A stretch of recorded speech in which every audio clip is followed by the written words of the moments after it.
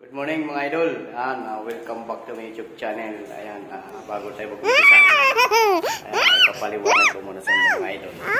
Ito yung ating kagabit dito. Fourth floor.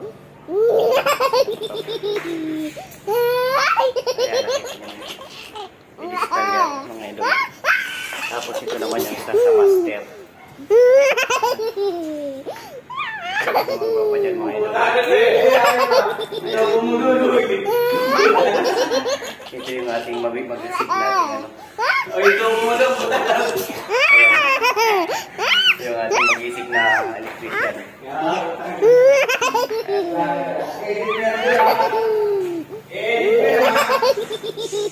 Ito naman yan.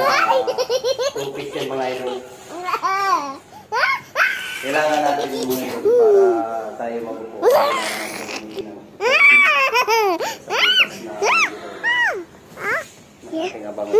Ayan o.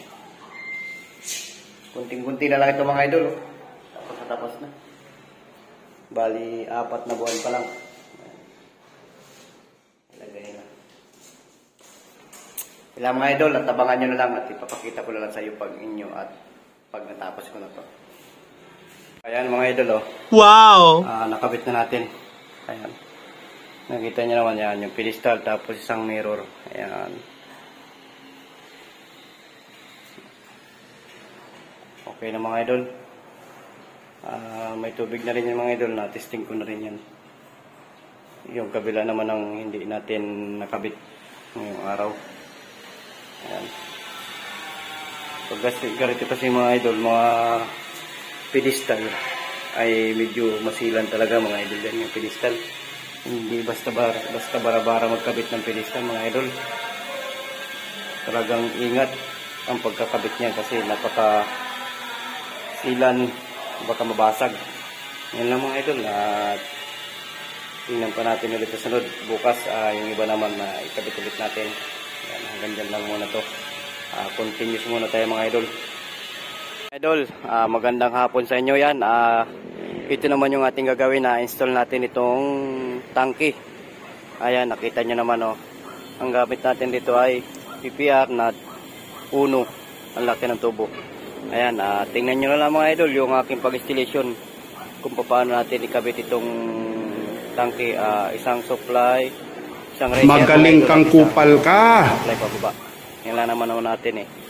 Poskit valve, pwede nilang gumamit sa sariling nilang metro na hindi sila gumagamit ng elevated tank. Ayan. Yan lang mga idol oh. Ayan yung ating mga gamit. Ayan, fusion machine. Ayan. Nandito tayo sa taas, sa rooftop. Ayan, kita nyo naman oh. Ayan.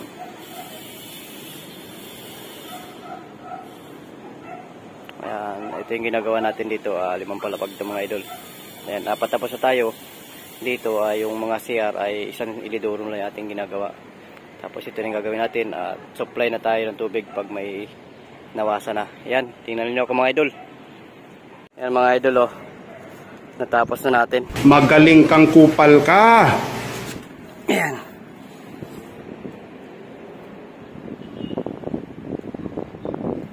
Ayan, bali 3 gate valve nilagay ko dyan mga idol. Ayan. Isang gate valve pataas. Ayan, tapos ito yung drain. Mga idol. Kung lilinisin yung tangke, i-off lang yan dun sa drain na yun mga idol. Ayan, nakita nyo naman. Kita nyo diba mga idol? Ayan, bali ginamit ko na yung dalawa mga idol. Ayan, para medyo malakas ang tubig. Tapos pag sila ng drain, naglinis ang tangke, hindi naman pan lifetime yan mga idol ang tangke na yan na hindi man dilinisin. Ayan, may isang gate valve dito na kasi nandito yung drain. Ayan, nakita nyo naman. Ayan o. Ayan, yan lang mga idol. Ito naman tayo sa baba. Doon sa yun naman isusunod natin sa motor. Ayan mga idol.